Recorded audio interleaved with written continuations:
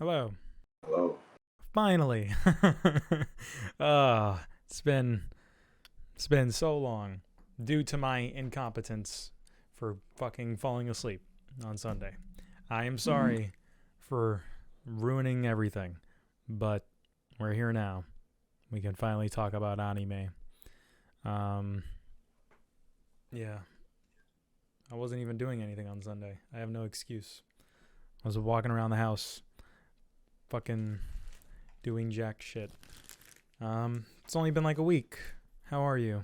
Good, bro. Good. Good. Been fucking watching anything? Doing anything? Nah. Elden Ring's done. Have you shelved it? No, not yet. Not yet. That's good. Well, when it comes to me, I've watched a handful of movies. Fucking the main thing is Mr. Strange, Doctor Strange in the Multiverse. And that one is interesting because it's directed by Sam Raimi, the guy who did the Spider-Man trilogy and like other classic movies that people really like. And I was wondering if it was going to elicit the same style and aesthetic that he has in his other movies, because his movies are not like normal movies. He has like a very specific aesthetic. It's kind of like The Matrix. It's like goofy and silly. That's kind of his thing. So people were like, is this Marvel movie going to be goofy and silly? And it was. And I was very surprised that it was. I enjoyed this movie a lot. But because it's so goofy and silly, intentionally so, it's very divisive for a lot of people. I think a lot of people are not really fucking with it, which surprises me because it feels like everybody just wants more creativity from like the superhero movies, right? That's why they made the Suicide Squad. That's why they made Joker. It feels like that's the really popular thing now. So I guess Disney was like, hey, we'll give people what they want. We'll make like a real movie instead of like a factory movie. But I don't know. People didn't fuck with it. At least I have an equal amount of people that I know that liked it and an equal amount of people that I know that didn't like it. So I know 3 people that liked it and 3 people that didn't like it. And when I go on the internet, I see a healthy dose of people saying good things and bad things. So I don't know. I fucked with it a lot. It's probably my second favorite Marvel movie next to Infinity War. So that was one thing. And then before Doctor Strange, they showed a trailer for Avatar, the second one. Do you know about that whole thing? Where like I seen it was coming out, but yeah, there's a trailer out? Yeah, it's on. I think it's on YouTube now. I think they uploaded it for realsies. You can check it out. Avatar's cool. So you got the Isekai. It is an isekai. I never thought about it that way. Yeah, Avatar is really cool. It is an isekai, and it's a pretty good one. I never thought about it that way. It's the ultimate isekai. And it's like, yeah. Bro, I saw this movie in theaters. Me too. I thought this movie was so cool. Mm-hmm. Yeah. I was a kid. Yeah. That was so cool. Didn't they show titties? All the characters were like half naked, and there was a sex scene, but there's no nudity. They might as well show titties. Like, people are barely wearing any clothes in that movie. You know, it's just like an isekai. Yeah. This man is jobless, and then he gets reincarnated in a blue body. So yeah, the trailer for that dropped. So I rewatched the first one like the night that I fell asleep. I was so mad. I was like, fuck, I missed it. Oh, what can I do to put myself in a good mood? And then I watched Avatar. Avatar is good. Avatar is a fun movie. It's like 3 hours long though. I wonder if the new one's gonna be like 3 hours long. But I fucks with it, man. Like you said, it's a fun isekai. And you've seen the movie already, but like at the end, he like permanently goes into his blue body.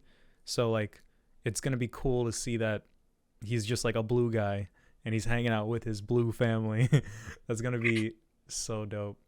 I'm actually really excited for it. You know, like it's been a meme like this whole time because Avatar is the most successful movie. It's like made the most money, like next to Avengers Endgame or whatever, right? Yeah. And because of that, they're like, yo, we're gonna make like 7 sequels, we're gonna make this a whole franchise. And there's a lot of people that are like, I like Avatar, but do we really need 7 avatars? Like, are we really going to like be fucking with it that heavy? But honestly, I kind of want 7 avatars. I like Pandora. I like the world. I at least want this sequel. I hope it does well.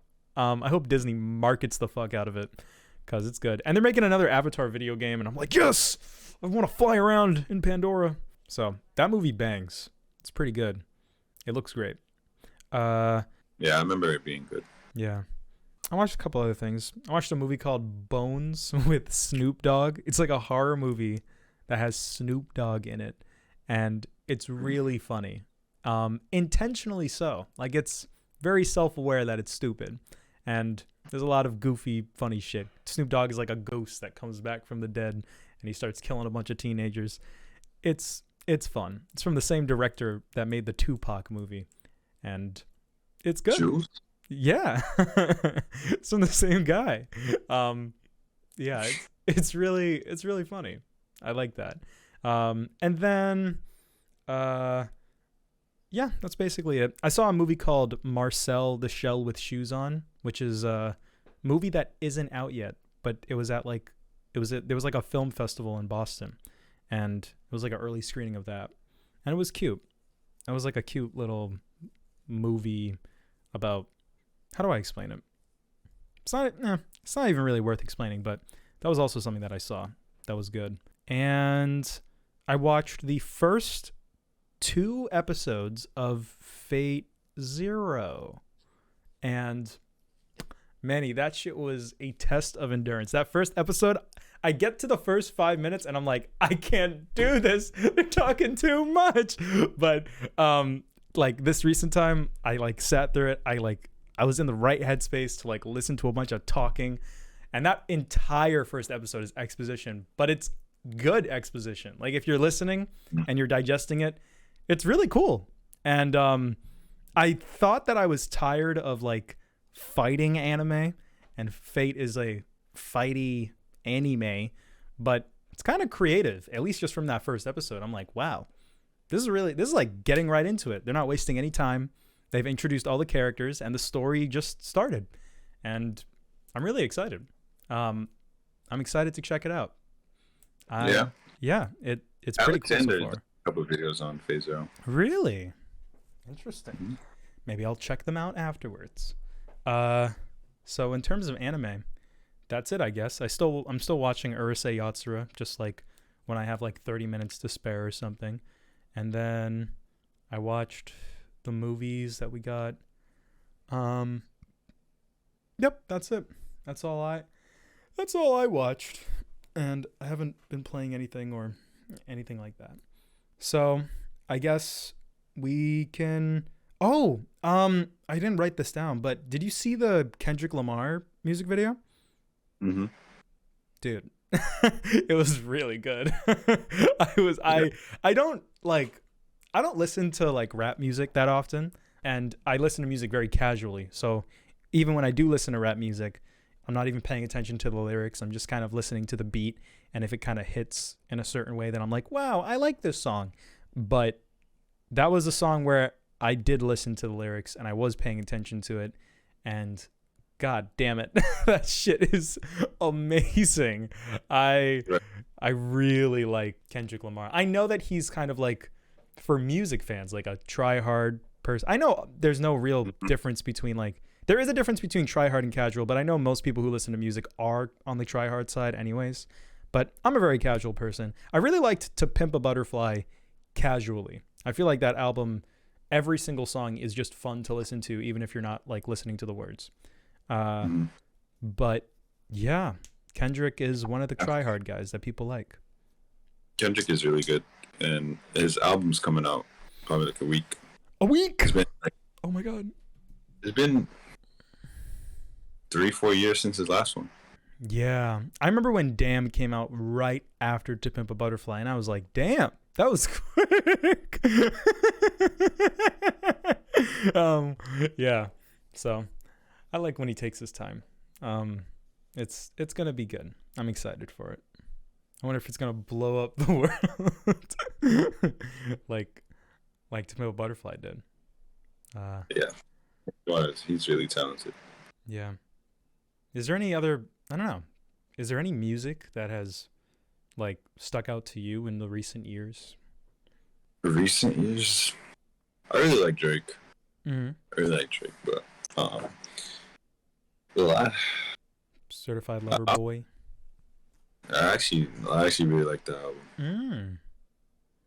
But the last album I really like that like hit my heart, right, was 2014 Forest Hill Drive by J. Cole. Mm-hmm. Yeah. I used to bump that shit on the way to BHS every day. Yeah, that's cool. And it still holds up today. Mm-hmm. Definitely does. Yeah, we talked about Forest Hills Drive before. I like that album. Incredible album.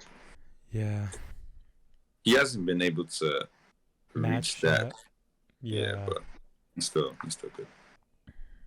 Who's my favorite rapper? What's my favorite album?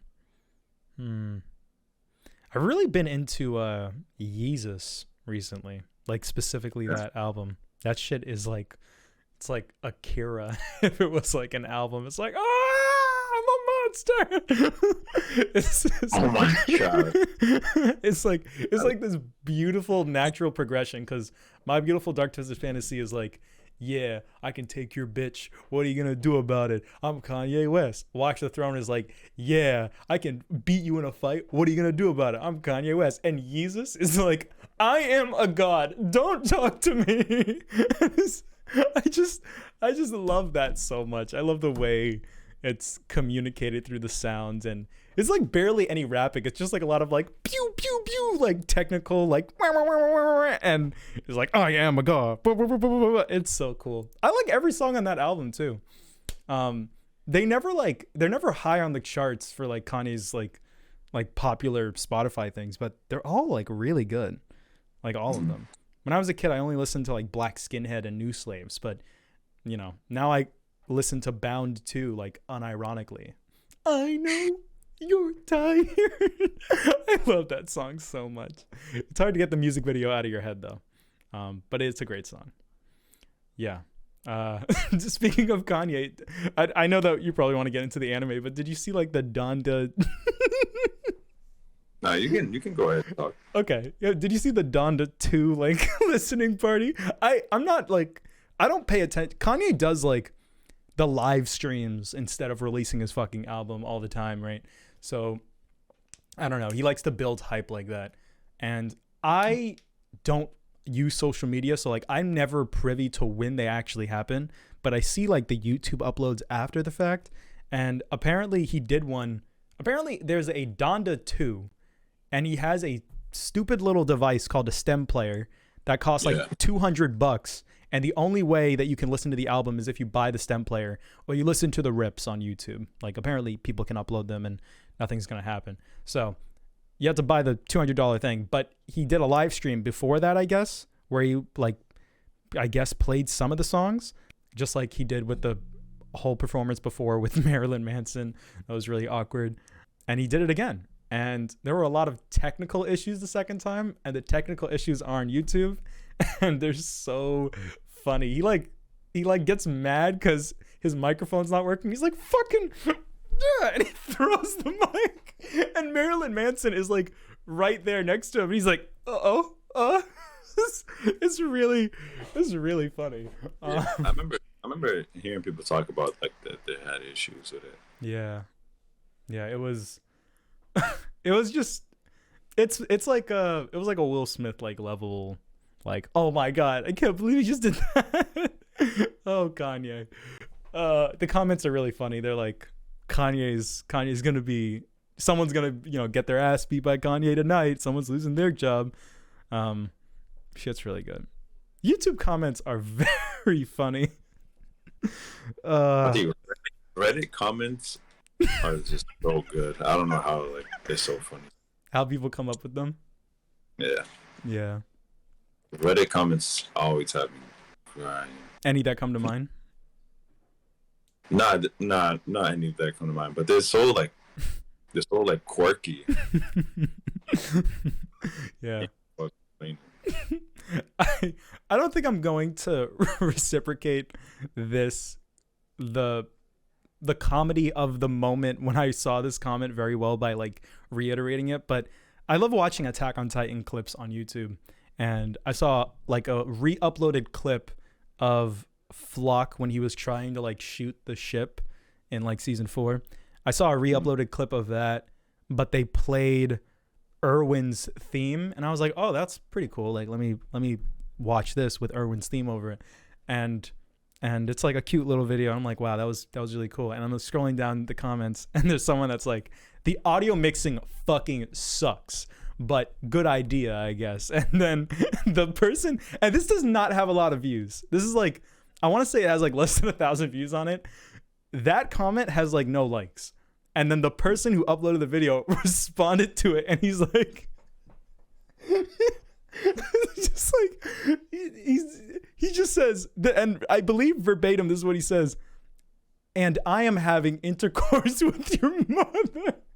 Just like, he starts the sentence with "and," but he's not continuing off of anything. He just, it's like, what the fuck? And his profile picture, I know, yeah, and his profile picture is the Squid Game guy when he's like smiling. So it's like, holy shit. No, it's so funny. It would be like, bro, like, you know what's funny with that? Like, when I see someone's like profile pic, that's why like I imagine them saying their comments. So like, I know. Oh, it's so funny. I'll send it to you.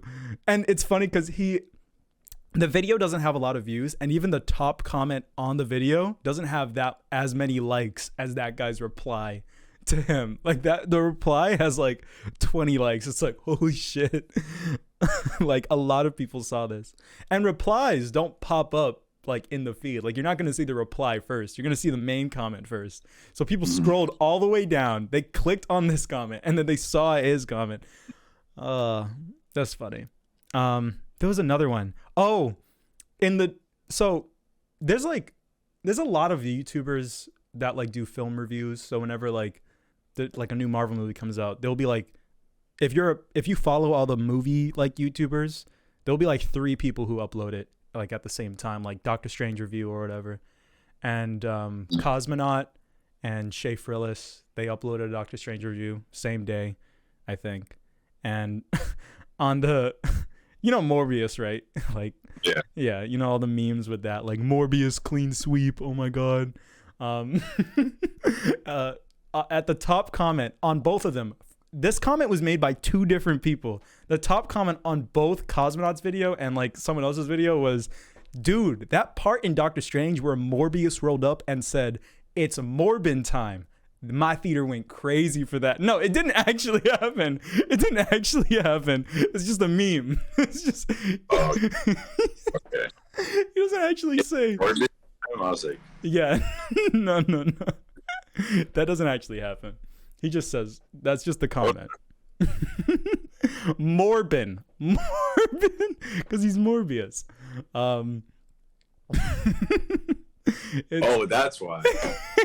It's very funny to me. Yeah. Because Ollie, you're so funny. I mean, you didn't fucking that's funny. It's Morbin time, and he's like, because his name's Morbius. I didn't know if you heard me correctly, because you're not laughing as hard as me. So I was like, maybe he doesn't get it. Maybe I had to explain it. I just like it. It's funny because I saw Morbius. I didn't tell you about it, but I hate that movie. Yeah, it is comically bad. Yeah, it is. It's funny. Oh, Jared Leto. In the movie, he can't catch a break. Yeah, well, he kind of deserves it. He seems to be kind of an asshole. In the movie, he plays a disabled person who like has like crutches, and he loves to method act. You know how in like Joker, he was like sending rats to like Will Smith. For Morbius, he did the same thing, and he was like, when he used the bathroom, it took him like an hour because his character is disabled, and he was like, dude, I have to act it like this. I have to stay in character. But it's fucking Morbius. It's like, who cares? Yeah. So and you gotta get into character. I guess so. He was fine in the movie, but yeah, he definitely can't catch a break. He picks the movies, so does he? I mean, I guess he does. Right, like his team. Yeah. And shit. He just needs to pick a good script. Yeah. He needs to be in better movies. He's in some great movies. Dallas Buyers Club, Requiem for a Dream. He's in Blade Runner 2049. I liked him in Blade Runner. He can be cool. He's not even a bad actor. Yeah. It's just when you realize about some of the behind the scenes stuff, it makes you go, well, I don't know if I enjoy this as much, knowing what went behind it. But anywho, that's all of my endeavors. All right, I guess we can get into the movies. Let's see, what should we start with? I guess we'll start with Saint Oniisan, the movie that I recommended. This is a movie about Buddha and Jesus going on vacation. Let me look at my notes. There was one thing I wanted to mention about how this movie, we had to watch it on illegal anime site because it is not like accessible in America. And the reason why it's not doesn't have a Western release is because the publisher said that Americans would take offense. So we are not releasing this movie. Actually, I think the original creator said that. I don't know who said it. Go ahead. I think he's right. I agree. I think people would be like fucking livid with this movie. It's not even a commentary on Christianity or Buddhism, but there are things that Jesus would not do and Buddha would not do that are like in contrast to their biblical text for the sake of comedy, and people would be offended by that. Absolutely. That's what I was thinking while I was watching the movie. Like, I bet people are mad. Yeah. It's crazy how, like, this movie that had a lot of budget and a lot of, like, time and energy put into it can even exist. It just goes to show you how the culture is so different in Japan. It's like, yeah, bro, we don't care. Because this would never get made in America. There's no media even like this, you know? If anybody makes a jokey movie about God, or like makes jokes about it, it's like directly commentating on it or like directly criticizing it. But this movie isn't even really doing that. It's just kind of like using Jesus and Buddha as like surrogates for this really fun concept. And I think it's extremely funny. I really like that Jesus and Buddha are not like rigidly acting the way they act in the Bible, and I really like that it's not like trying to be 100% accurate. They're basically just, we are normal guys that have the attributes of these godly characters, and watch how that conflicts with one another. You know, Jesus is supposed to be like holistically good and not with sin, but then he sees like, you know, the Tinkerbell girl in the skirt, and like they both, that was one of the people would get so mad. Yeah, they would. That was one of the funniest jokes for me. And Buddha, like, his whole thing is that he's calm and he's zen and he's like fine with the world, but the whole joke in the movie is that, like, you know, little things get him tilted and he's like, nope, I gotta calm down, I'm Buddha, I gotta not worry about it, and yeah, it's really good. I had a good time. Did you enjoy it? Nah, really? Okay. This movie just reminds me of, like, the Yamadas. I was going to ask you that, yeah. Yeah. I guess these movies are art for me. So like, the gimmick wasn't enough to last an hour and a half, I guess. Because that was the thing with Yamadas, right?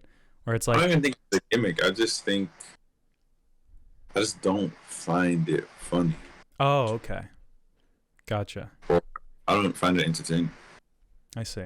I think the idea is cool. Mm-hmm. I don't even think it was executed and poorly. Right.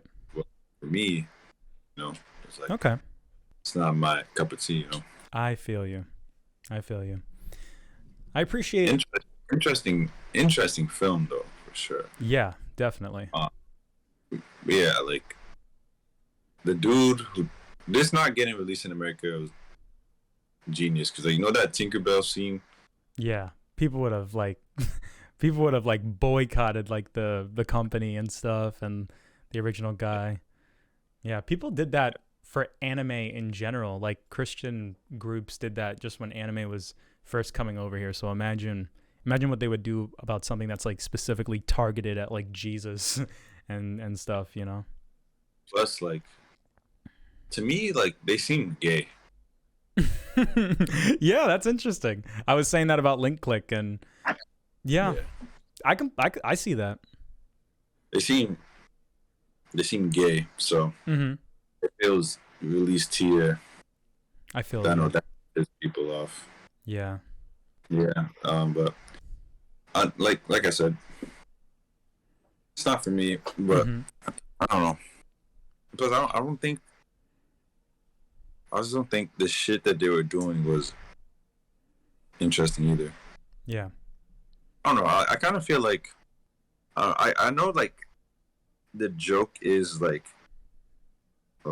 they're in these situations and it's like how would they act in these situations, but yeah, and they've referenced like the Bible or whatever Buddha's religious text is, and like they reference it.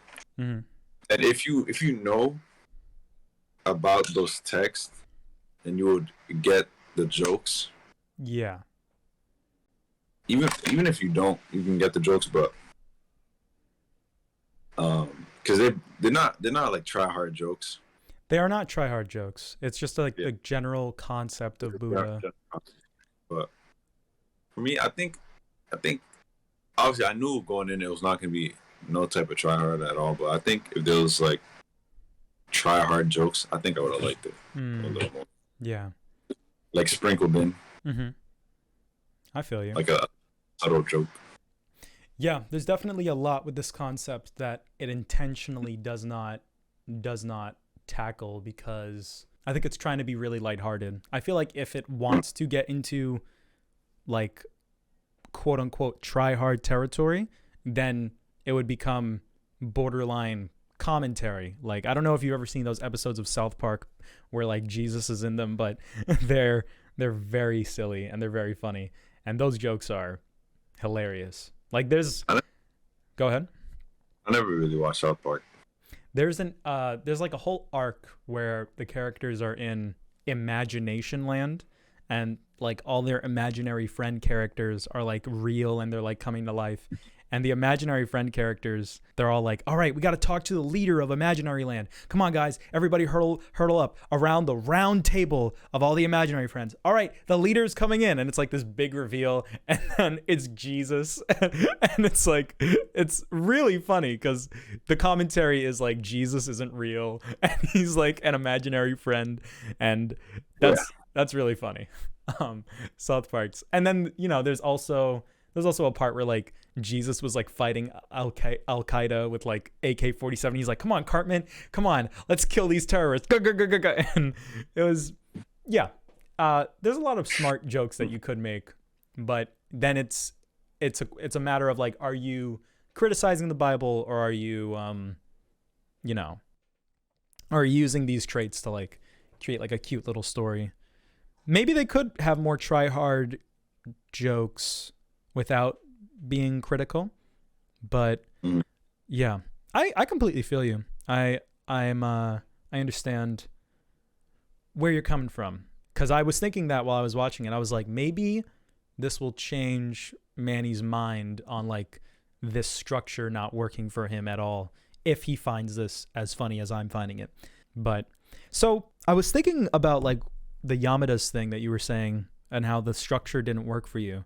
I know that you didn't find Yamada's like very funny, right? Yeah.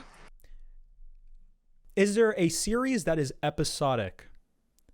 Not even just anime, but if you can think of an anime, that would be a good comparison. Is there an episodic series in the same vein as just like people hanging out that you like? The thing is with that would, a show like that is always like a romance. It's always like a romance, and it's like just them hanging out. There are some of those, but I don't think I've seen a show that's just hanging out with like no romance, you know. Yeah. I mean, it's like fucking like sitcoms of them just hanging out, but right. That's different. That is different. Yeah.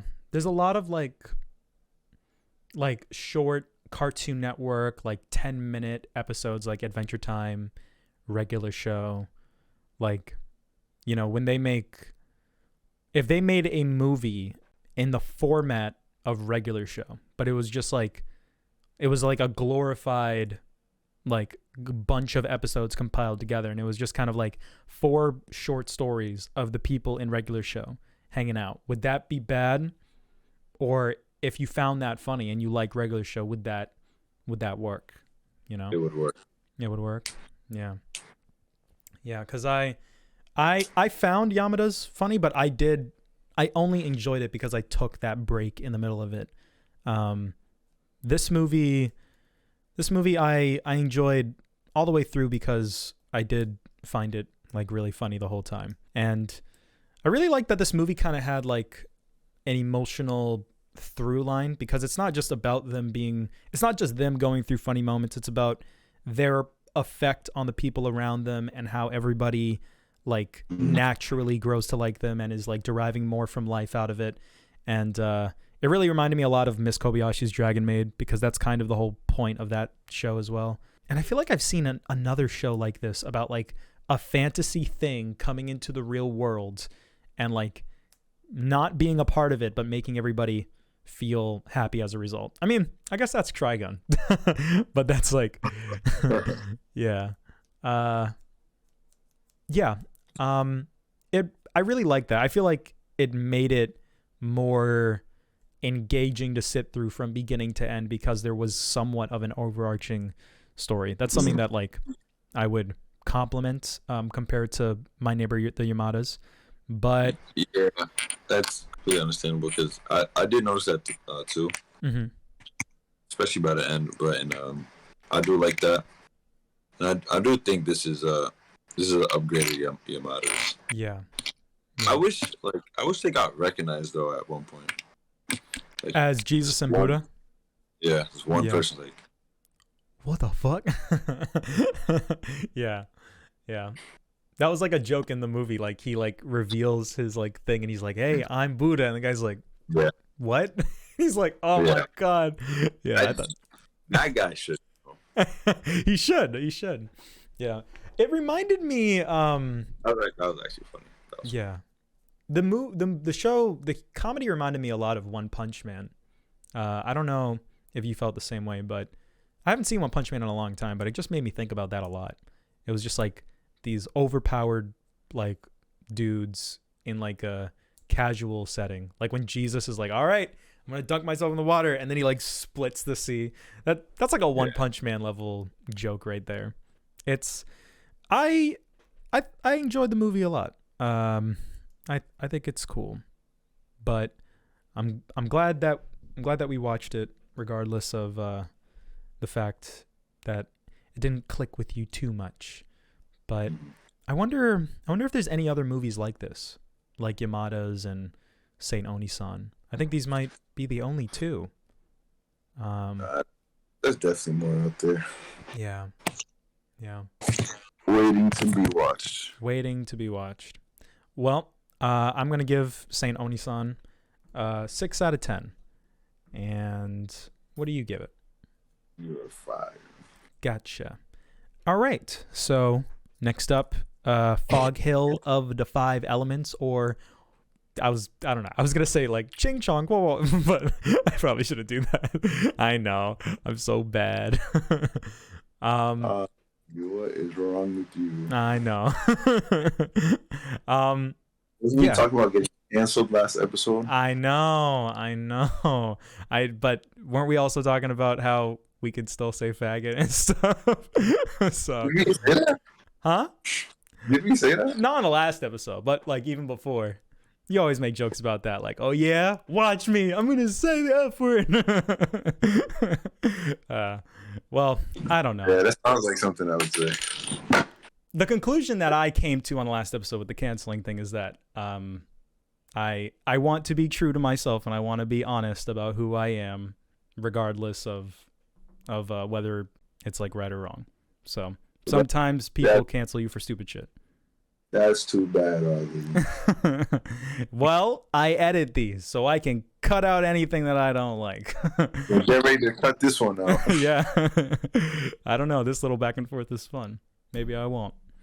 I just like bombarded it. It was just like, yeah, I know. Well, Fog Hill of the Five Elements, aka nice Chinese appropriate terminology. What did you think about it? I thought it was a very well animated little blurb. It was like Demon Slayer, but for China. It was cute. Yeah, the show is well aware of its animation, that it starts off with the fight, you know. Yeah, yeah, and knows that's the selling point. The show one knows that you're here for the animation. Yeah. Or two, you're here randomly, so they're gonna hook you in with the animation. Right. So, yeah, the show looks incredible, and you can tell they put most of their time into the fights, because when they're not fighting, the animation is like stiff. Yes. Yeah. It's stiff, but you know, when it gets to the fights, it's very fluid. You know. Mm-hmm. So, you know what their priorities was, and I'm fine with it. Like, you know, the stiffness was weird at the start. Yeah, I got used to it. It looks like sometimes when you're watching an anime, they draw each frame, even when they're just sitting there talking, they draw like each individual part whenever they move their head, whenever they move their hand. But sometimes when you watch like a computer animated like YouTube animation, they'll use like, I think, Flash to kind of like animate things moving without drawing the movement every single frame. So sometimes things would like move like a realistic object, but they would be 2D, and it would be like, oh my God, this looks like a webtoon. Webtoon might not be the right word, but this looks like a YouTube animation, and that's reflective of like lower quality stuff. And it's very jarring in comparison to like the beautiful stuff that takes place like after. So yeah, that's what I was thinking with that animation-y stuff. Yeah, that's how I felt. But you know, I got over it. Mm-hmm. But you know, I think this show did a good job in 3 episodes. Yeah. And I think it definitely establishes itself. Mm-hmm. And whenever this does continue, I will return. It's, you know, it's like one of the best fight scenes I've seen. You know. Yeah, dude. That alone is enough for me to come back. Yeah. Whenever this shit comes back, you know, so. Mm-hmm. So you know, I wanted to watch the show because I seen clips, and the clips I seen did not disappoint. So I'm happy. Plus, it's only 3 episodes, so there's really like nothing bad I can really say other than like the jarring animation. Mm-hmm. But at the same time, like when the shit's jarring, it's like nothing's going on, you know. Yeah. So there's really nothing bad I can say. Like, I know this is just like, I'm not even gonna bring up plot because it's 3 episodes and they're like building the plot. But I was even invested into like the second episode when they're fighting, and then he takes the little fucking demon shit, whatever. Yeah. Mm-hmm. After that, I was kind of invested. So For me personally, I think the show really did well in 3 episodes. Yeah, I agree. I think it got the job done. It with the talking parts that are there, it made you care about the characters, and about the conflict. Yeah. So, I'm excited to see the next.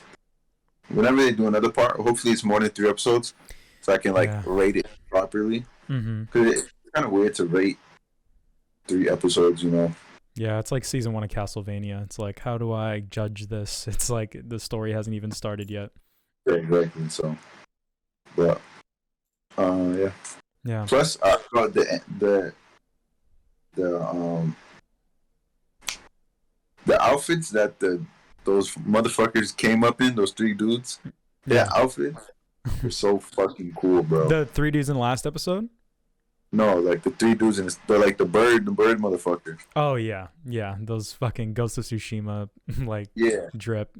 They look so fucking cool. Like I literally like when I think of making my own show in like an Edo Japan, they would look like that. Right. That's how they would look. Yeah. They got the long straw hat, and they covered up. Yeah. They look cool as shit. That's cool. That was like 1+. I remember. Yeah. Yeah, that was nice. I liked all the character design. I really enjoyed the choreography. It wasn't just animated well, it was like shot very well. Even when it wasn't the fire dude and when they weren't flying in the air, even when it was just ground combat, they did a good job at like having characters with different weapons, like fighting the dude with like the dual wield like blades and the guy with like the what do you call it, lancer, like his whole little fight. All that stuff was really cool and really well executed, and I did fuck with all of that. It was, it's hard to really talk about it because there's almost like nothing to talk about. It's fine. It's a cute little Demon Slayer Chinese thing. Yeah, and it's fun. And the fire dude, he was a joy to watch.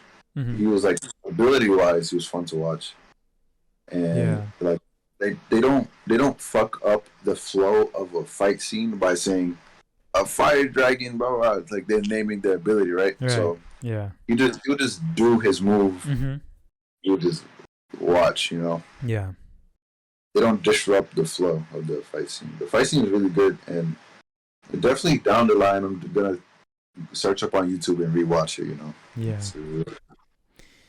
Yeah, it's too bad this isn't like officially on Crunchyroll and we have to watch it on like Go Anime or 9 Anime or some shit. Such a painful experience. I watched it on 9 Anime. I downloaded it through 9 Anime and I'm like, all right, I'm gonna watch it in the room that I have with a bigger TV. I'm gonna download it, put it on the hard drive, plug it into the Blu-ray player, and then I can watch it like with my normal Blu-ray player. And then I was like, what the fuck? The subtitles aren't there. What's going on? Then I had to watch on Go Anime. And I'm like, oh my God.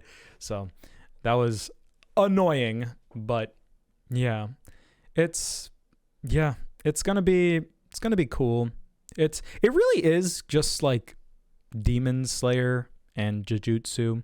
It's about niggas fighting demons and demons not being as bad as they say.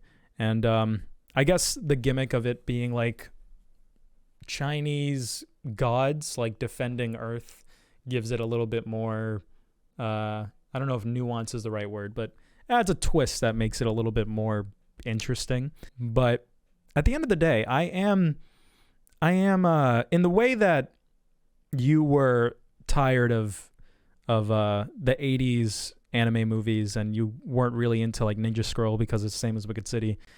It's hard for me to care about this when I'm like watching the same thing. It's like it's like I'm watching Demon Slayer over again. It's not bad, and I'm not going to say that it's bad, even though my experience watching it was kind of like, more of this. Okay. But despite that experience, I acknowledge that it was good. If I wasn't into anime right now and I watch this like in isolation while I watch like normal movies or consume other media that isn't demon slaying content, I would enjoy this like as much as I enjoy like Demon Slayer and Jujutsu. It was like the same thing with Jujutsu. Like right after I watched Demon Slayer, I was like, oh my gosh, it's like the same concept. So it just sometimes it's just a timing thing, but it's not bad, and I'll acknowledge that it was just the way I consumed it. So yeah, I'll give Fog Hill of the Five Elements a. I'm debating whether I should give it a 6 or a 7 because I feel like objectively it is a 7, but my experience was more like a 6. So I think I'll give it a 7. You're gonna give it a 7? Like a low 7. Yeah. I'll bump it up to a 7 when I am more fond of it. For now, I'm gonna do what I did with Jujutsu and give it a 6. All right. So now time to talk about the first Mamoru hosted joint, probably the first of many that we're going to watch. The Girl Who Leapt Through Time. More time travel, concluding the show. This is the first Mamoru hosted movie that you've seen, and it's the second one that I've seen, because I've seen Mirai when it came out. And I did watch pieces of the One Piece movie he made. He made a One Piece movie, and anybody who is a fan of One Piece and has like watched the movies always says like, "Oh my god, the Mamoru Hosoda one is the best fucking one. That shit's so fucking hard." And it's like, yeah. I haven't watched that in a while, and I haven't like seen it to completion, so I need to check that out. But there's some interesting things about like the inception of this movie before we get into like the actual film. There's like he was I read that he started off with the Digimon movie. He made the Digimon movies or OVAs or whatever you want to call them. And then people were like, damn, bro, this shit's just Digimon, but it goes hard. And people were like, yo, this guy's so good. He was supposed to, he got hired at Studio Ghibli to direct Howl's Moving Castle. And then he decided to leave because they were saying that he should make it like Miyazaki, according to Wikipedia. That's what that said, and that's why Miyazaki made it, and he left, and he was like, "I'm gonna do my own thing." And then he went to, what studio was this? Madhouse? I don't know what Girl Who Leapt Through Time was. I think it's Madhouse. I think it's Madhouse. I think he went there, and they were like, "You can make whatever movie you want, bro." And he's like, "All right, I'm gonna make this," and that's how his whole career started. And now he's like a powerhouse. It's like Mamoru Hosoda, Miyazaki, and that's it. Are there any other? I guess Masaki Yuasa. It's like those three. Those three can like promote a movie just by saying it's made by them. And I can see why after watching it. I was going into this movie expecting it to be mid, but it really surprised me. I walked out of it saying like, dude, this was really good. I enjoyed it. What did you think? I enjoyed it. Yay. I didn't think it was going to be mid. Yeah, I thought I expected it to be good. Yeah, that's good. That's good. Go ahead. But uh-oh. What did it do? What did it do, Manny? What did it do? The movie sold at its third arc. Yeah. It fucked up. Wait, say that again. It fucked up. What was the first sentence you just said? It sold? Yeah. Oh, I thought that was a positive statement. No. Oh, okay. What did it do? How did it fuck up? So on the chalkboard it says time waits for no one. Mm-hmm. So hopefully I want you to explain it to me. How, when the dude from the future started explaining to the girl, how did time stop? They do not explain that. They literally do not explain how time stopped. So time stops for no one except the main characters.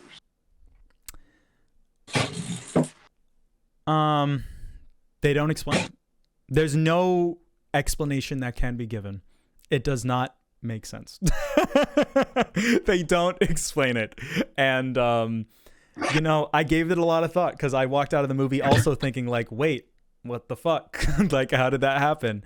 But I think it's insane. Yeah. Especially for them to show that statement on the chalkboard they showed it like probably 2 or 3 times. Time waits for no one, and then time is waiting for them so they can have their little conversation. Yeah. It's like, that to me is insane. Yeah, I understand. That's an insane thing to do in this movie. Like, if they should just erase the chalkboard. Yeah. And it wouldn't be crazy. I think the chalkboard was meant to. I think the point of like time waits for no one is supposed to be like for what's the word? Thematic purposes rather than practical purposes. I think it's trying to say like the meaning of like, I don't know, time waits for no one. It's not talking about it in a literal sense. So I guess the movie kind of overlooked it in that way. The thing is, where like it's a cool message and it's a true message, but the movie goes against the message. Like the whole time stopping, time didn't have to stop for them to have that conversation. Or did it because the dude said, I broke a rule. Rules you know nothing about. I broke a rule, then disappears. It's like, dude, we don't know the rules. Right. Now that we know there's rules in the final arc. Like, where are these rules coming from? Yeah, the movie actively doesn't explain it. Who set the rules? The people in the future. The people in the future. I guess. I guess that's what he was referring to. How would they know the rules? That he broke the rules. He knows he broke the rules because he's from the future and he knows the rules. Yeah, but that warrants him to just disappear. I don't know if he does disappear. I didn't understand that. I didn't know if he disappeared or if he like walked away when everybody started walking. I didn't know. He disappeared because she literally was running after him. I think he went back to his time, but how would he do that if he has no time loops? Can you time leap forward? Can you leap forward in time? I don't think so. You have to, because his goal was to see the painting to go back. He went back to go to the painting, see it, then go back to the future. True. Yeah. So I think he disappeared somehow. The rule being broken. It implies. I think the rule being broken implies that he like died. That was my takeaway or something. I don't know, because it's so bizarre. The movie doesn't explain it, but it doesn't establish anything beforehand anyways. So when all this random shit starts happening, I kind of just took it at face value and I was like, okay, I don't get it, but it clearly doesn't plan to be explained, and it's not really conflicting with the logic that's already been established. So that's why I didn't mind it too much. The thing is, bro, this movie is a fucking. This movie is Terror in Resonance. Okay, explain. The dude from the future lost the walnut. Right? That's why all this stupid shit's happening. Why didn't he time leap before he lost the walnut?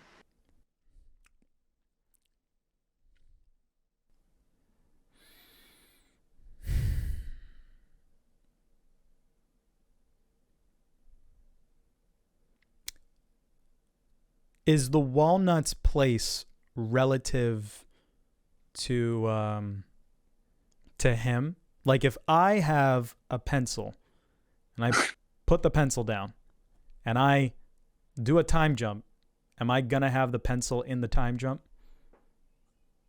Like now that I'm back to when I was holding it? Like if the girl is wearing a certain set of clothes and then she time jumps to where she's wearing different clothes, is she gonna be wearing different clothes? Regardless, I see what you mean, but regardless, like if he would time leap to a time where he had the walnut and not lose it, right? And or if he lost it, you know, like where he lost it. That's true. He does say that he has like a limited amount, and I think the implication is that he can't be like time jumping the whole time, and he uses like his final one at the end when everything freezes. He can't, but the thing with the walnut is the walnut became his second goal after the painting. The painting was his main goal. Came back, lost the walnut. Now he's looking for the walnut. I think the walnut has special ability to give people the time leap. I think that magic walnut warrants his final time leaps over him seeing the painting, which we don't even know why he wants to see the painting. That's never. Well, I in the moment, I think he just. I know you're gonna think this sounds stupid, but I think he liked the painting and he just really, really wanted to see it. I don't think it was like. I think he did explain it. I think the whole part when like time freezes, I didn't like write it down or anything, but I think it just says right there, like, this is one of the only pieces of art that really made me feel anything in life. And I just kind of wanted to see it again. And this was the only time and place that I could see it. I must have to rewatch the scene because I think because see, like the way you saw it, you said he died. That's what I thought. That's what you thought. So, like, going off what you thought, the dramatic weight of the scene was implying, like, well, I'm fucked now. Goodbye. Yeah, like, well, he should use his time leap, his remaining time leaps. He doesn't have it. He has one. Not after when time freezes. He used the last one for the girl. So for the girl, when he disappears. Before that, he had one, and he already lost. He lost the walnut. That's true. He should time leap to get the walnut, right, and not die or cause some type of. That's true. I never thought about it that way. If he can time leap and he can get the walnut like back in his pocket by going to that version where before he dropped it, then it fixes the whole story. And it seems like, based on the girl's whole endeavors, it seems like she can dictate how far she goes back based on how far she jumps. So there's no reason why he can't do the exact same thing. Yeah, that's extremely valid. I guess if you wanted to be semantic about it, I think there are times where she time leaps and she's wearing different clothes because that was the clothes that she was wearing in that time, right? Mm-hmm. So if we want to be technical, if she's holding a pencil an hour ago and she time leaps, she's probably going to be holding the pencil when she does the time leap. So it probably would be the same for the guy. And yeah, you're probably right. I never thought about that. Yeah. I guess that does kind of breaks the movie a little bit. Because so let's say he lost the walnut, goes back in time, but because he lost it, when he goes back, he doesn't have it anyway. But then where is the walnut? Say that again. So if I had the I had the pencil yesterday, and today I lost the pencil, and you're saying like he went, like you go back in time without the pencil, so you go back and the pencil's not there, right? I was saying the whole thing that I was just saying is that he goes back and the pencil will be there. That's it will be there. So the walnut would be there. Right. Like the walnut would be in his pocket, like if he went back. So I see, yeah. So yeah. Yeah, that does kind of break it. I feel like he should make a play for the walnut. That's valid. There's really no excuse for that. The movie never explains that, I don't think. And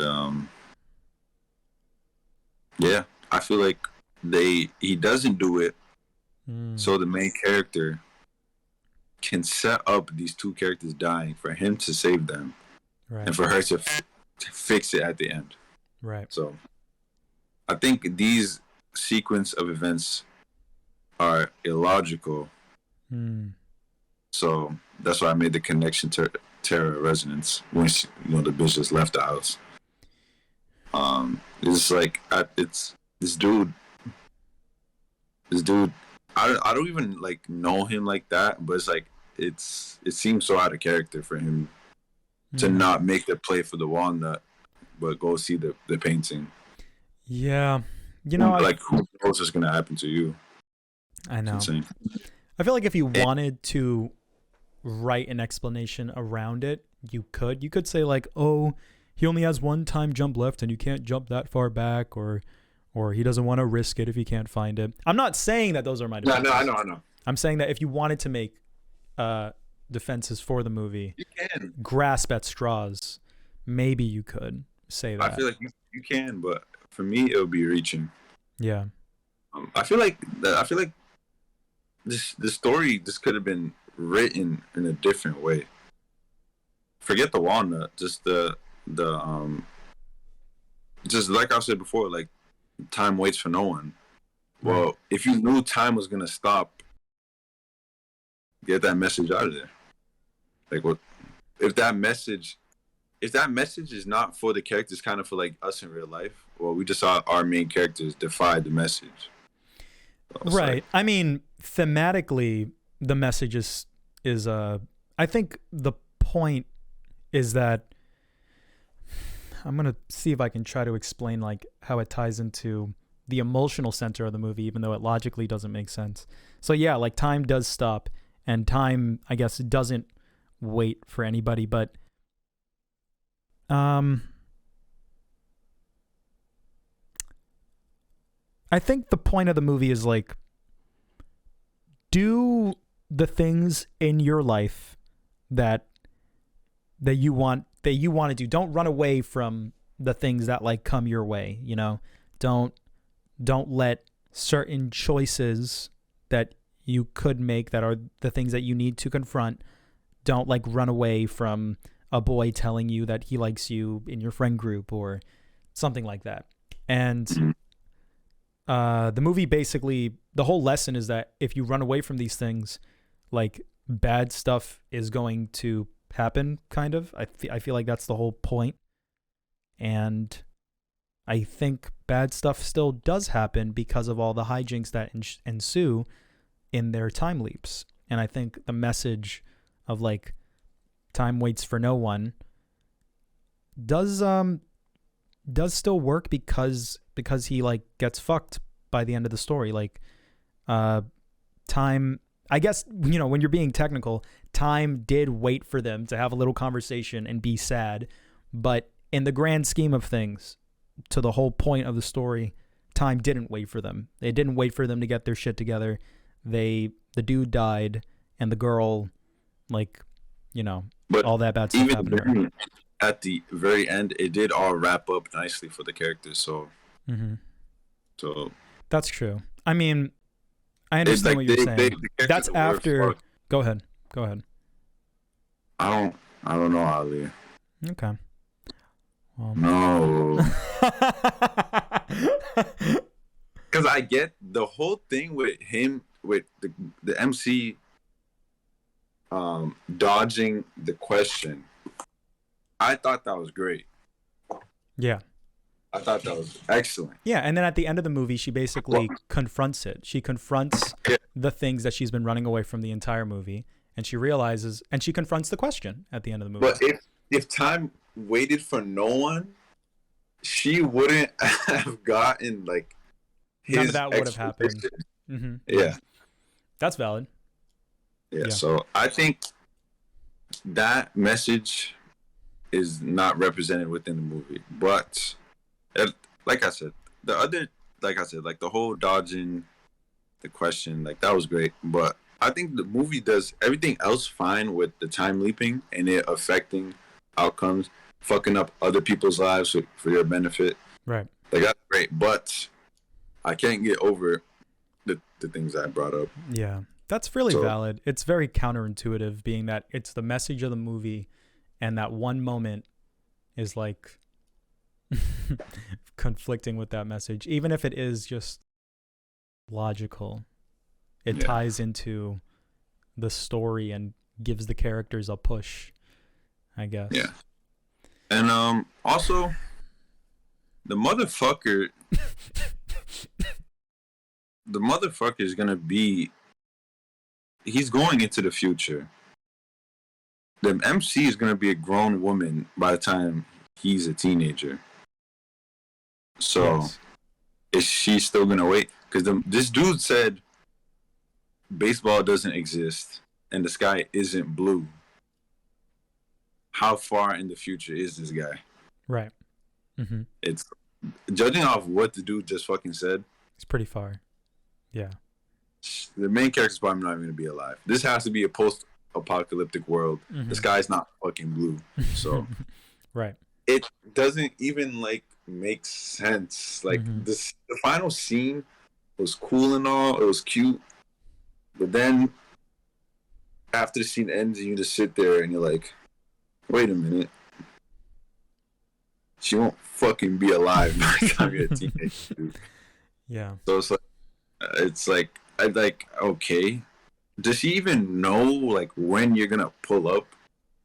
She does not. She doesn't. Are you ever gonna come back to this time? No, he's not. No.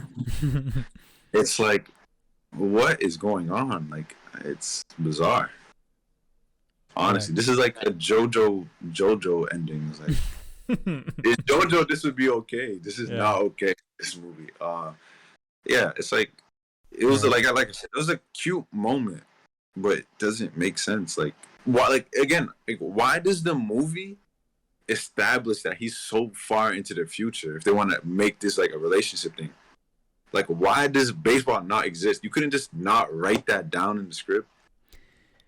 Well, I don't want to grasp at straws, but there is a chance that in like 30 years, a nuke could blow the fuck terror in resonance, that shit. Right? Yep. So there's a chance, but I understand that that's not the implication. I understand that like it's still like, questionable. Listen, baseball cannot exist tomorrow. That's true. But right. The sky being red is an insane statement. Yeah, the sky being made by a character telling a female that doesn't know what the fuck is gonna happen. Right.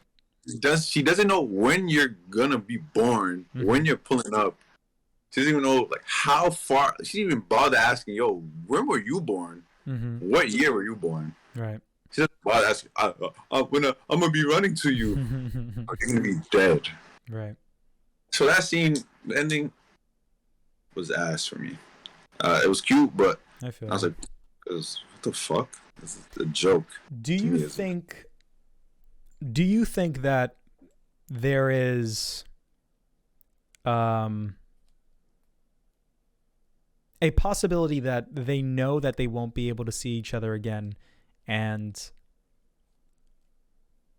once again, this is also just grasping at straws, but do you feel like maybe he just said that to make himself and her feel better about it? Like maybe she also understands like, yeah, I might not see him, but I'll always remember him or something. I understand that maybe he could have just said that, but I don't think the movie portrays it that way at all. I don't think there's no hints, nothing to like show me that that's what the main character meant. Yeah, it's probably not what he meant. The sheer ambiguity of it made me derive that interpretation where it's like, is he going to be alive? Is she going to be alive by the time she meets him? Probably not. Why did he even say that to begin with? Maybe I don't know, just to make her feel better when she's like 80 years old and when she's lonely. It's not gonna make shit feel better. Just like, just say I love you and just walk away. I loved you. I had a great time there. Maybe she's gonna be sad that she never gets to see him again, and maybe him saying, "Hey, you will see me again," even though they won't see each other. Maybe the lie, I don't know, maybe it's like Memento. Maybe the fact that he lied is like what she needs to not be super depressed about this. And maybe she's conscious. She's gonna be depressed in 50 years. Yeah. I don't know. Maybe she's conscious that he lied and she understands why he said what she said. Once again, I know I'm reading super far into it, but I'm not gonna lie, bro. With this one, there is no maybes, bro. Okay. There's no maybes with this one. There's no way. Well, I'm not saying it's objective, but it's not even portrayed that way. And if it was, it would be okay. It would be fine. I wouldn't even have to bring this shit up. I am not saying that it is portrayed that way or that that's even the intent, but I am saying that that is what I was thinking in the moment. And whether it is me grasping at straws, it does make it cooler for me because it makes me think more about that scene and like what's being said underneath the rug. Like I made the Memento comparison, but I really do think that like there are characters that do lie to people in movies just to make them feel better. And I was thinking that. So it might not be intentional. It might be a fuck up on the movie's part, but I did derive value from it nonetheless. But everything you're saying is valid, and I guess this is another time travel story that's fucked up. What a shame. I honestly didn't walk away from the movie thinking the things that you were thinking, but I'm glad that you said what you said. Yeah. I did walk away thinking like the time stop was not explained, but I just like the scene so much, and it doesn't conflict with anything, any logic that came before it, that I just didn't care. And like the core part of like, oh, I went back in time before you did your time jump, so you got your time jump back. That still did make sense despite that happening. And you're right. Like if time could have just kept moving and things would have been fine, right? And maybe it could have like disappeared. But I just thought that time stop was so cool. So I was very forgiving of it. But everything you're saying breathes new light into it. I might have to lower my rating after what you said. Yeah. Well, regardless of the ending, did you find the movie funny? Because I thought it was a very comedic film. Not ha ha ha funny, but that's cute funny. Made you smile. It made me chuckle inside my head. Yeah. Yeah. I do like his style. I do like, regardless of the time travel stuff, I do like his, how do I explain it? He makes movies a specific way that other people don't make movies. In the same way that Miyazaki makes Miyazaki movies, Hosoda makes Hosoda films. And this felt very specific. The animation is very specific. The cinematography and the way he uses the camera is very specific. Certain moments were really effective for me. I really like this whole concept of like, I don't know, that visual of her in like the time leap zone with like the gears and like the clock like axis thing. There's like other stuff like that in other movies. Like Belle and Summer Wars are much more literal about being like transported to like a technological world. He really likes technology and stuff, and that's like Digimon too. So he really fucks with that, and he does it a lot. And it's weird. He breathes like heart and personality into these technological stories, if that makes sense. I don't really know how to explain it, but that's the best way I can put it. They feel very artificial because of those oh, we're in a computer, or like we're using time travel in it. We're in this weird computer space, but he like makes it, I don't know, he breathes emotion into stories like that. And it's really cool because it's like, oh my God, a computer has heart too. I know I might be over explaining it or not explaining it well, but that's the closest I can get to explaining his style. and what I derive from this. So, yeah, I guess weak start in his thing. I like that we started with like the whatchamacallit, the first Mamoru Hosoda movie. I would like to go in order specifically. I don't know if you want to do these back to back. I would like to do them back to back. I bought the Blu-ray for Summer Wars, and I would like to watch that next. But if you don't want to, you don't have to. We can watch something else. I'm worried. Well, we got to watch them eventually, right? It might be overrated. No, I'm joking. Well, but I mean, I thought this was. I mean, I thought the same thing with this one, and here we are. Right? Is it overrated? Do people say Summer Wars is good? I don't know. I don't know either. So. No, man, I don't know, dude. Time travel never makes sense, Manny. This is what I was saying. The movie makes itself not make sense. Yeah. It's not even the time travel aspect. The time leaping was cool. It was the movie purposefully adds things just to like contradict itself in the third act.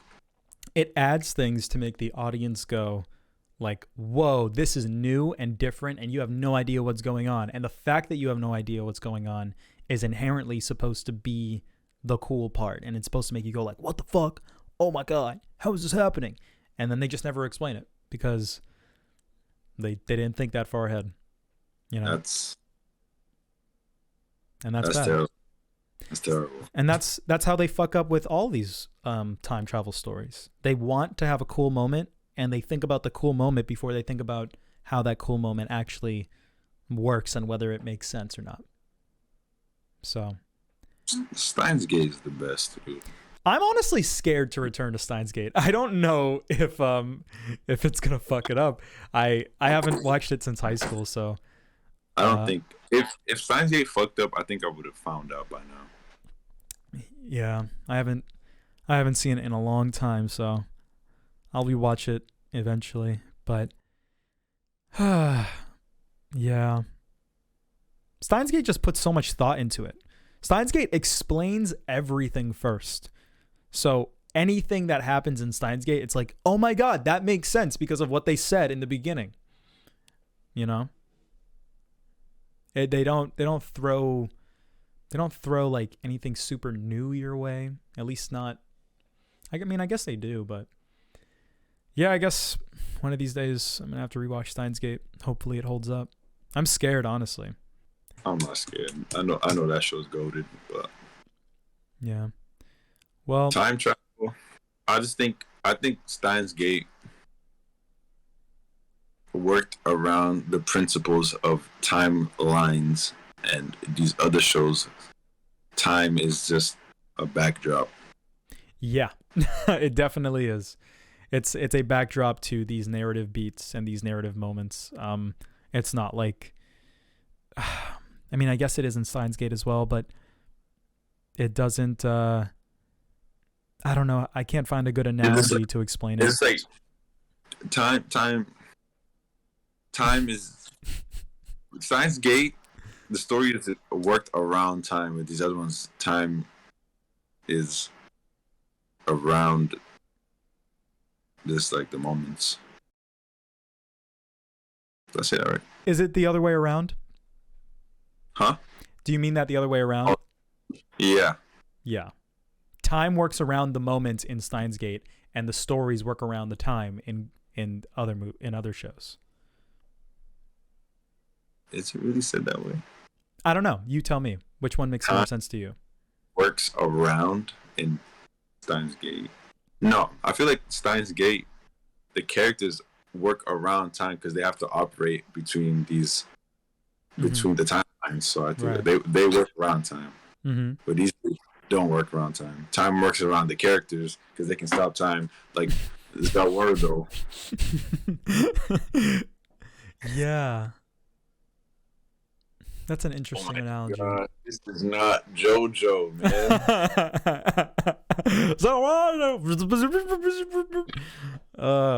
It's like, imagine if JoJo Part 3 was like,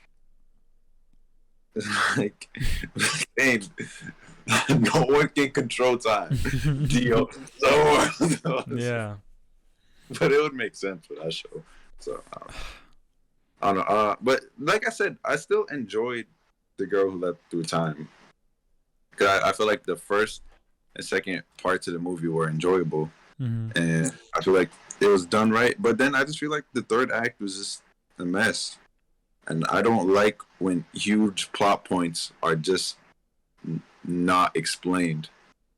So for me, that gets a bad writing stamp. Yeah, that's completely valid. But yeah, like the movie is still fun though. So yeah, it's not Your Name. I don't know what a Ride Your Wave and Your Name is anymore. I was thinking a lot about it, and like I'm so confused. I don't know. Your Name. What is this? What would you call it? This is not Ride Your Wave. Okay. This is near like Your Name range. Like it's really confusing. It's honestly they're both the same. Your Name like, and this. It's like Ride Your Wave. Why didn't he tell her I'm that kid? And Your Name. Why didn't none of them ask what year it was or see what year it was? So. With Your Name, it was. It's. They should have found out what year it was in Your Name. One thing that I regretted about the last conversation is that I haven't seen Your Name in a very long time, and there were things while editing it that I was like, oh fuck, if I talked about this, because one thing I forgot is that like oh my god, what? Oh, we got. I think we have to watch the movie, dude. Yeah, let's not get back into it. It's gonna be too hard. Did we watch the movie? Your Name? Yeah. Should that be the next episode? I think it should. All right, let's do it. Let's watch Your Name. Okay, let's fucking do it. That's one. Sure. This will be the third time I watch this stupid ass movie. Are you serious? I don't want to force you to watch. I haven't seen it since 2016. So, but if you don't want to rewatch it, you're cool. I'll just watch it on my own time. I would love to like have an in-depth conversation about it and compare it to like everything that we've watched. I do want to watch. Do you want to watch Summer Wars for the next one? Sure. I want to watch Summer Wars, and I would like to watch. Do you have anything else lined up? Like a show? I wasn't going to bring a show this time. Because didn't you say this is going to be another short week? Yes, this is going to be another short one. So I say we watch. Now that we're getting into the show recommendations, Girl Who Leapt Through Time ratings. Oh. 5. 5. I had it at a 7, but now I might. I might bump it down to a 6, or a 5. I don't know. I gotta think about it. See, the thing is like this movie. It isn't the characters that are like making illogical moves. Yeah. It's just the writing, you know. Whereas in Your Name, it's like the characters are blatantly like not doing like the most obvious things, right? Right. So it's different. We might have to categorize the next movie as A Girl Who Leapt Through Time, where it's not the character's fault that this shit happened. It's right. That's what I was saying about. That's the difference, the distinction that we made with Your Name and Ride Your Wave. But still, with Ride Your Wave, with both the Ride Your Wave and Your Name, is still like the characters. I guess it depends on how you see it. I feel like Your Name is the worst one. So like Your Name is like both writing and characters. But it feels so illogical to the point where it's like you can't even convince yourself that as human beings they just didn't see it.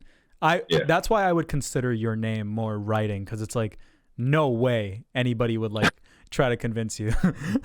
Ride Your Wave, there are a lot of people out there that will watch that movie and be like, yeah, that makes sense. Like, to you, it doesn't make sense, but there are a lot of people to where, like, it will make sense. I'm gonna be real with you, bro. Mm-hmm. I feel there's a lot of people I've never thought about it.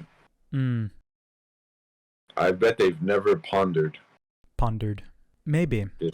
Or maybe they just have a different perspective. Because at the same time, like, because that scene that I harp on doesn't matter to the grand scheme. So right. I feel like most people didn't even think about it. But that's probably true. But with the girl who leapt through time, like, as an example, like, your perspective, like, is completely valid, but I derived a completely different value from it because I just had a whole different thought process, and, like, my brain just kind of went on a different path. So maybe with Ride Your Wave, that just happens to someone else, you know? And sometimes, like, I know we argue, like, semantics, or maybe not argue, but we talk about semantics a lot when it comes to, like, movies and whether this makes sense or whether that makes sense. And some of these things that we talk about are subjective. Sometimes a plot hole is something that someone will consider a plot hole and someone else won't. And sometimes people are lying to themselves, and it's like, you're just saying that because you are emotionally attached to the movie and you want to convince yourself that this makes sense, even though it doesn't make sense. Right? So it's hard to create that distinction between when someone's doing that or when someone's perspective is, like, valid and it is more within the realm of, like, logic. It's hard to explain because we're being objective, but it's oddly subjective at the end of the day. And it's like, how far does the objectivity go? Yeah, it's tough. Like with the whole thing with the girl who leapt through time, I fully acknowledge that I might be giving the movie a hard pass with that ending by, like, the way that I perceived it and my whole explanation with it. But even if that wasn't the intent of the movie, is the way that I interpreted it invalid? Like, is that the wrong way to see it?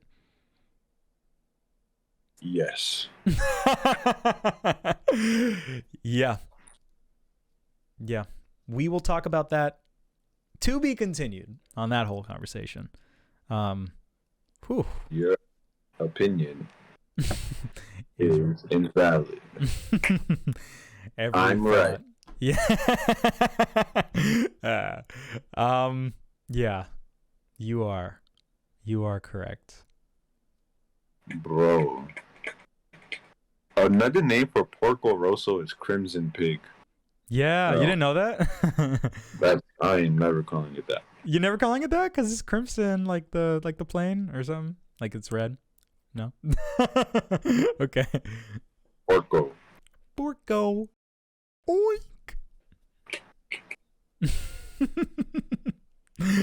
All right, what are the next ones? Summer Wars? We're gonna watch Mm-hmm.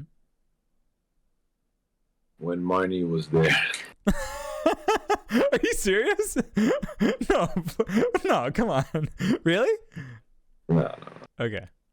Do you have an idea, or are you looking? We're gonna watch. You can pick two. We don't need to do Summer Wars if you don't want to. No, if that's your pick, that's your pick.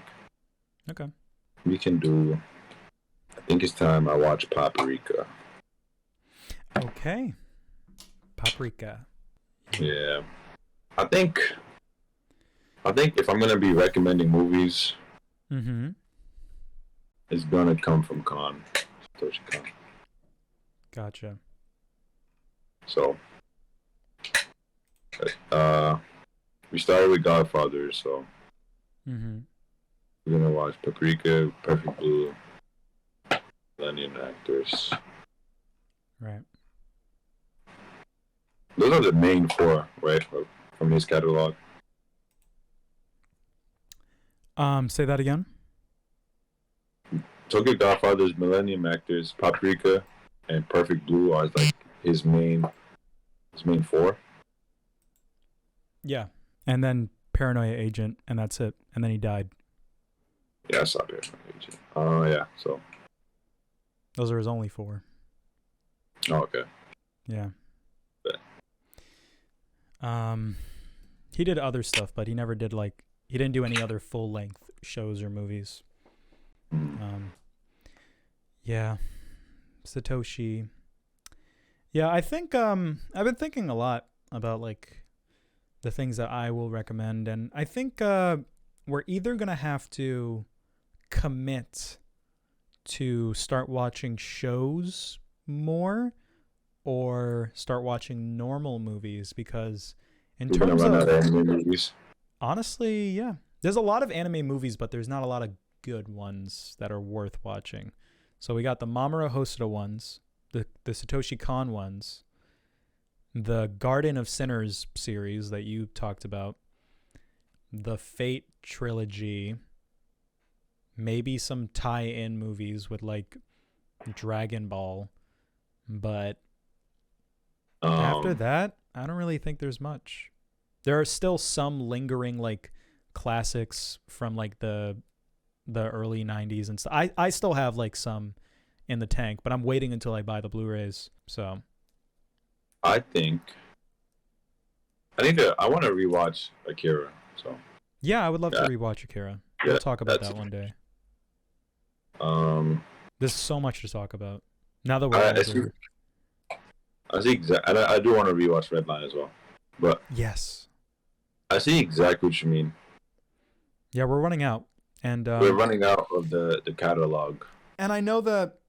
So I know that you said that anime is the main thing that you want to watch, but I think in doing this show, you've seen the value in things beyond it just being anime, and I do think that you would enjoy normal movies a lot more than a lot of these anime movies. I don't think I will. You really don't? So, really? I was joking. Okay. Yeah. I think your taste has shown that you will fuck with movies more than these anime joints. So we'll start watching cool movies. So Paprika's your one recommendation?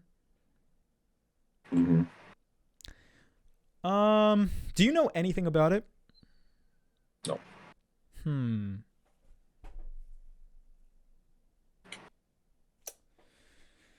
Huh.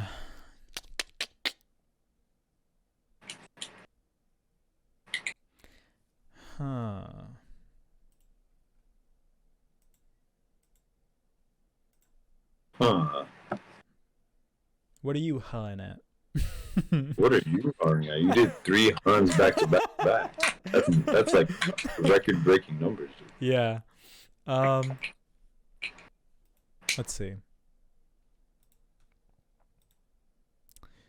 Wolf Children. You're still interested in that one? Yeah. When was the last time you've seen Inception? It was in January. Oh. Okay, so you've seen it very recently. Mm-hmm. I was gonna recommend that, but not if you've seen it that recently. Let's see. You gonna recommend me a real life movie? I was thinking we could do that. Maybe every single episode can be real life movie, and then anime, and then anime show, and then anime movie, or whatever. Have you seen that Ambulance movie? Say it again. Ambulance. The Michael Bay one? Mm-hmm. I have not. That's in theaters, I think. Mm-hmm. Yeah. Do you want to watch that? I feel like it's gonna be ass. I also feel like it's gonna be ass. Yeah. But were you interested in it? Is that why you brought it up? Dude, I don't know why I brought it up. That's okay. I think I have a. What were you gonna say? Say what you were gonna say first.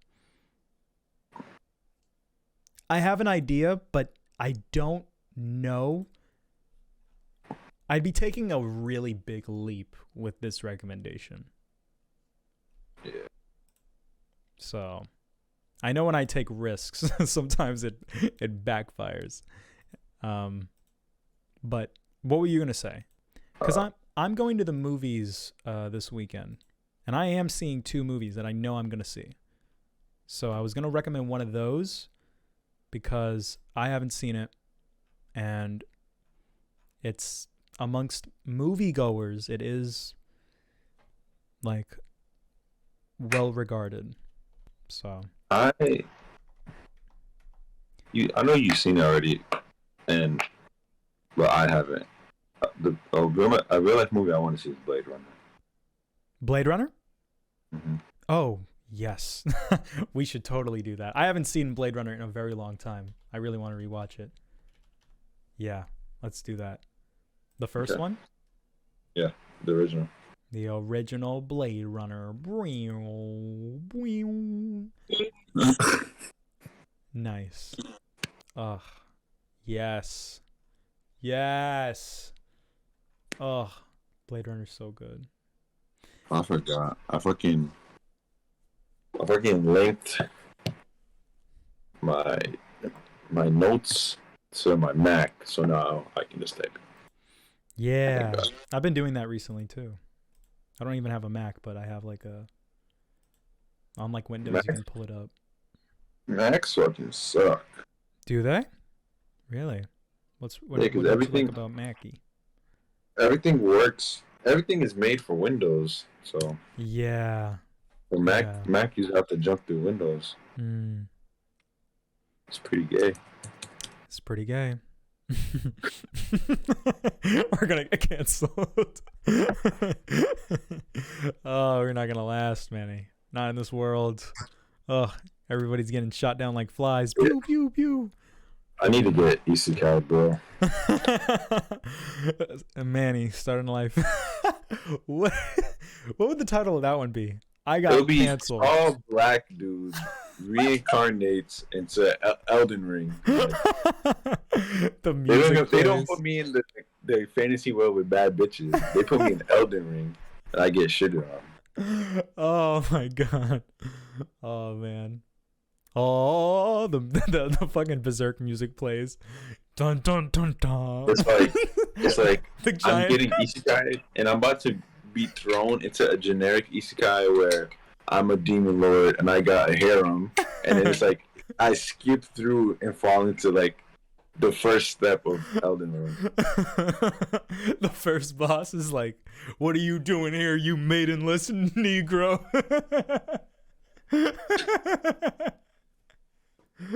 You're the first dark skin I've seen in 2,000 years.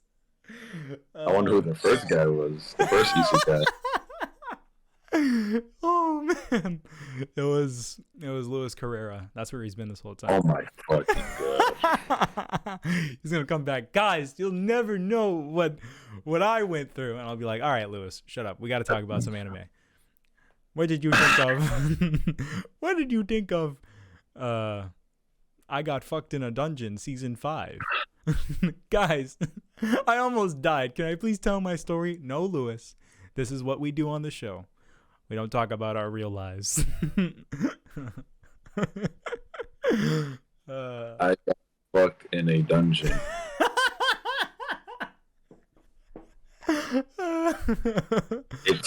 It's not bizarre enough where we would actually see it done. Bro, yeah. That is a genuine title. Damn to what? Fucking, is this movie better than Deca-dence? Girl Who Left Her Time? Yeah. I definitely like it more than Deca-dence. I know you hate Deca-dence. Yeah. I didn't like it, but I didn't hate it as much as you. You got a slight edge. I think The Girl Who Left Her Time has a lot more personality and style. I think even if it doesn't make sense, it does try, at least. I don't know how much effort. Maybe it's mean to say that about Deca-dence, but I don't know how much. I don't feel like Deca-dence has a lot of personality. I think we need to rewatch Deca-dence. No, I'm not doing that. Hell no. My opinion is ironclad, but if you want to rewatch it and regarner your opinion, then definitely tell me what you think, because I know I went on like a. Okay. I will not do that. Okay. Yeah. The real question is, do I like The Girl Who Looked Time more than Saint? More than what? Saint Oniisan? I do. Mm-hmm. I don't like Saint Oniisan. I think Oni is below Pompoko, but above Kiki for me. Doing the list makes things very difficult, it seems. The list? Yeah, like the list. Yeah, that's what you call it. The list. The list. Is that important? Yeah. Having to order them makes you think about everything so much more. When I give something a rating, I just look at the other things that I've rated it the same. I'm like, this is a 6 compared to the other 6s. Do I feel the same way about those 6s as I do about this 6? And if the answer is yes, then I'll give it a 6. That's how I do it. Yeah, that's how I do it too. Because it usually falls within that range. But it's like, what the thing is with Girl Who Loved to Time, which wasn't like, even though it was like a good watch, but it was like, you know, it was like the ending was broken for me. So, it like, does it get bumped because it was a good watch, or does it get bumped lower because it was like illogical? Yeah, that's the question. You have to ask yourself if the good watch was because of the skill of the film. Like, did the movie derive the good watch out of you because it did something right? And how much credit should you give to it for doing the right thing enough to give you a good watch versus the things that it did wrong? When I'm able to derive a message from a movie despite any fuck ups, despite any illogical things, when I'm able to like walk away from something and be like, wow, that emotionally resonated with me, that will always I will always give a plus for that. So after this episode, we will have a whole month to ourselves. So if you would like to recommend the first 24 episode anime on the podcast, the next episode will be the time when we do it. So give it some thought if you want to do that. It's because we're gonna have a whole. Because I already know what I want to watch. Okay. I'm gonna watch Katana Guitar. Nice. I had a feeling you would recommend that. You know that's only 12. It's 12, but each is an hour long. Yeah. So. Right. All right. Yeah. I guess that's all of it. All right. Well, I appreciate you calling today. I know that I fucked up the schedule, and I know that you had to stay up late and probably bust your sleeping schedule just for little old me. So, thanks. I know you probably want to go to sleep and rub the Isekai stank off you in a shower. But I want to do that. I mean, if you have anything more to say, the Kendrick Lamar video was like the only real thing that was like outside of the shows that I wanted to talk about. I can stay on. I got nothing to do. Fucking. All I did was I uploaded 2 gaming videos. On what games? It was FIFA and PUBG. You know they're not calling it FIFA anymore? Yeah, FIFA lost. Yeah, EA lost the licenses. Oh, really? Oh, yeah. So who's making it? Was EA making the games? Yeah, EA is making the games, but apparently FIFA didn't want to be with these guys for years now. Yeah, because they fucking suck. Yeah, so FIFA asked for like $1 billion, And What? That's a lot of money for FIFA. What are they gonna do? I bet FIFA makes. I bet they made billions of dollars off FIFA. That's true. Wait, why did they? I guess I don't know. Why did they up the price? Yeah, because I know FIFA makes a ton of money, and they're asking. I just don't know the context, and it was just really funny when you said it. Because FIFA doesn't want to be with EA anymore. Right.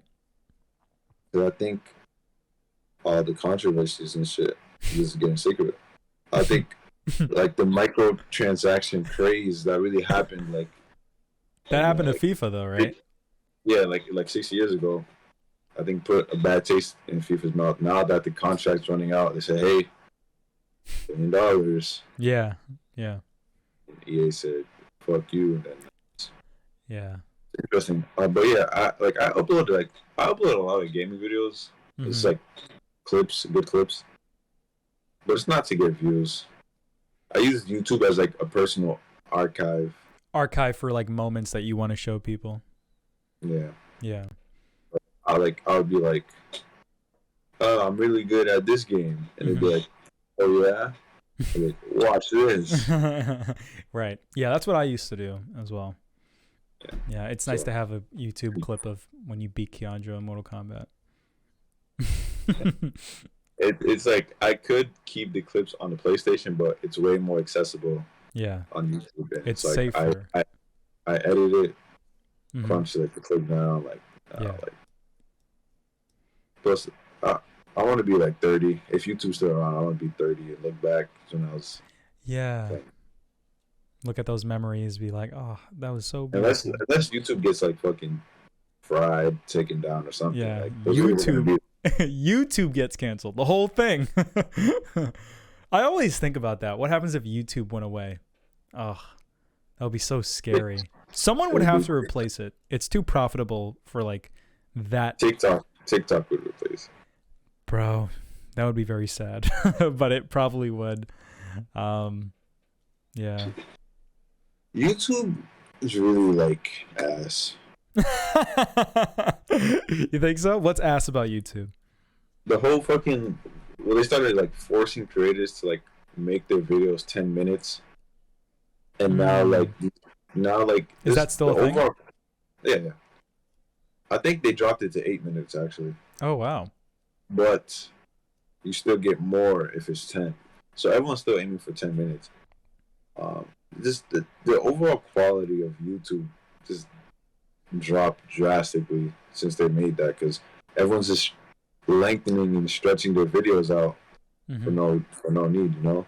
Yeah. Well, the fucking 2-minute intros of nonsense, like the people, you know how people are always like, it's like fucking the girl who left the time ending explained. Right. They'd be like, "What's up, guys?" And it'd be like, to get the ending of the girl who left Bhutan, you have to know where the creator was born. He was born in Akihabara. I know. Bro. Says like nothing. I deliberately avoid those videos. I feel like they don't ever explain the ending. I never watch them. I only watch the handful of people that I trust.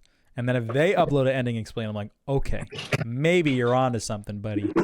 But the people that I watch, I feel like ever since, I don't know if it was ever since that change, but video essays, when they came into form, that to me was like, oh, like this is pretty high quality. I don't know if they've always existed and I just wasn't privy to it, or if they've like grown in abundance recently and that's why I have grown privy to it. But that's the type of YouTube content that I watch. So that whole like people stretching things out for 10-minute videos, like the video essay format it isn't effective because those videos are like 20 minutes long. Yeah. So.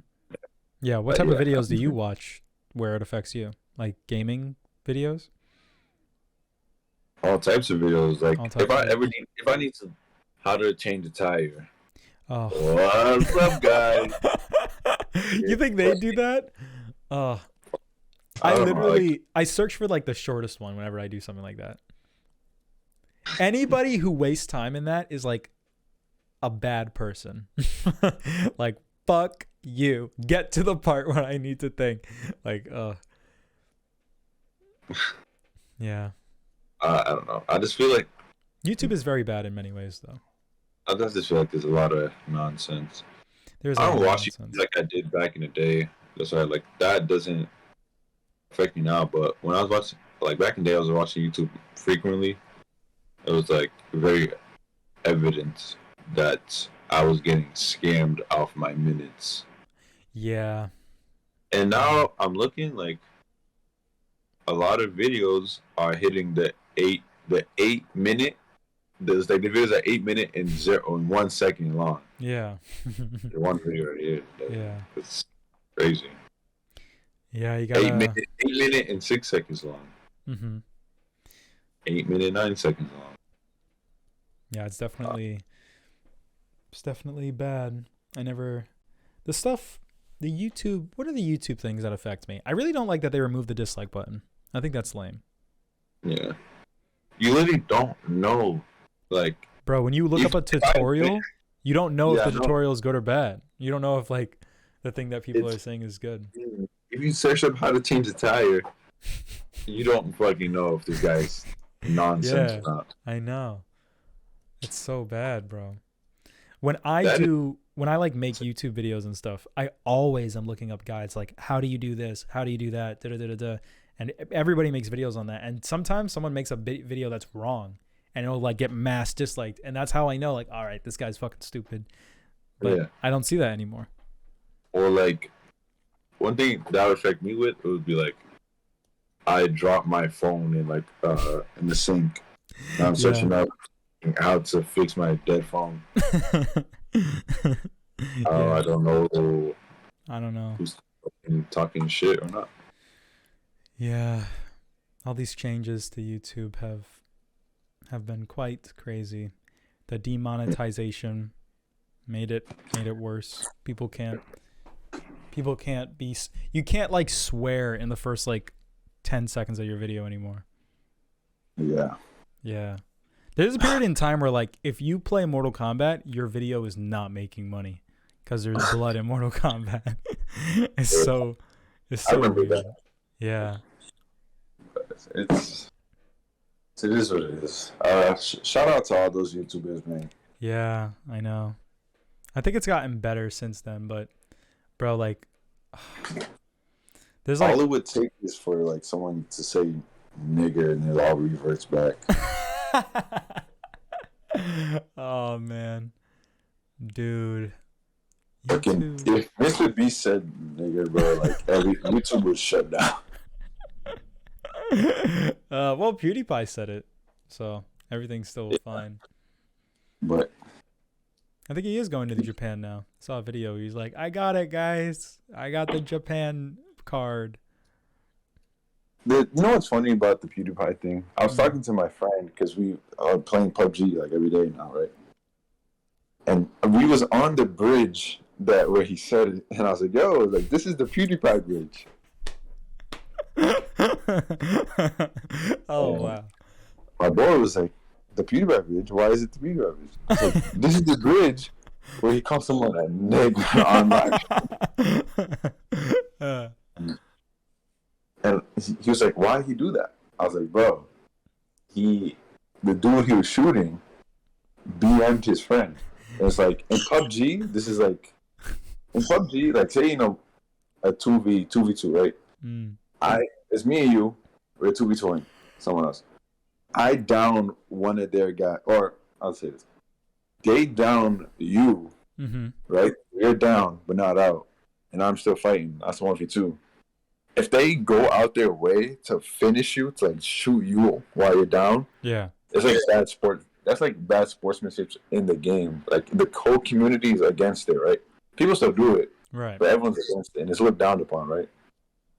Even like popular streamers and YouTubers, when they do it, people would go into game chat and be like, "Why are you fleshing? Like you're a streamer." Down upon. Like, the dude did that to PewDiePie's friend, and that's when he said nigger. And it's like, as a PUBG player, I know how frustrating that is. Right. Like I know.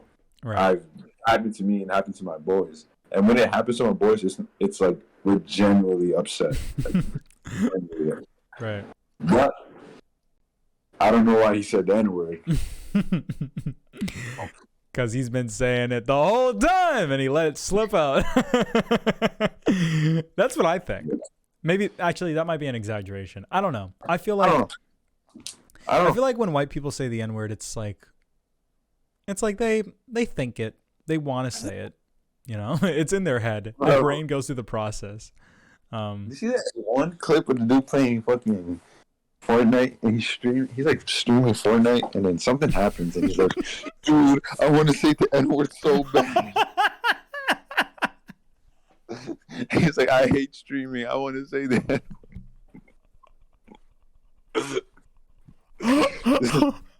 That's so funny. This is insane, bro. I've never seen that. It's like no exaggeration. Like this dude literally like, I want to say that. So He's white. He's white. Yeah. Oh, that's really funny. Man.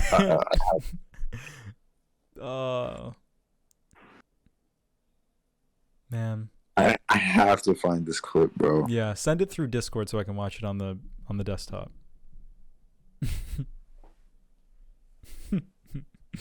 Have to find it somehow, some way. I'm probably gonna be able to find it now. That's okay. You'll send it to me. I'm gonna search because I want to send it to my boys too. Yeah.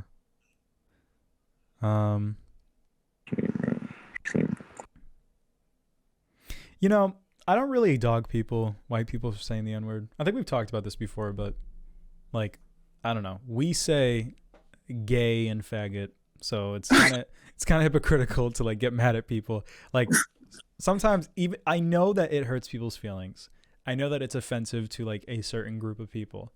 But despite that, I still have the innate desire to say it when I'm frustrated or when I want to. I don't really know why.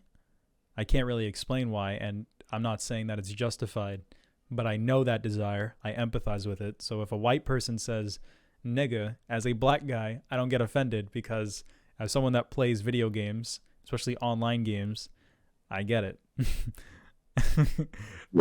I say faggot, so you can say nigger. It's a circle. The circle of life. Yeah. You know what's crazy? Yeah. I think I'm gonna call it.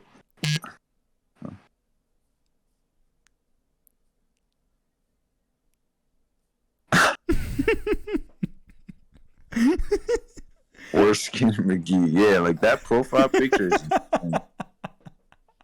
I know. Oh my god. I'm engaging with you through sexual means. It's so much funny if you realize how little views the video has.